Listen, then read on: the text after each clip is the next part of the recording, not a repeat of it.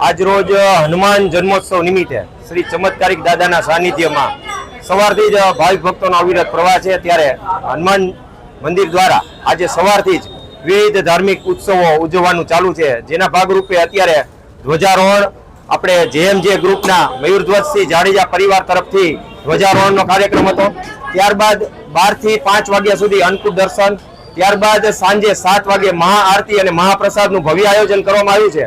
સાથે સાથે ખાસ આકર્ષણનું કેન્દ્ર આપણા વચ્ચે મહાબલી હનુમાન અને વાનર સેના અહીંયા ઉપસ્થિત રહેવાની છે, તો એ પણ ખાસ એક આકર્ષણનું કેન્દ્ર રહેશે।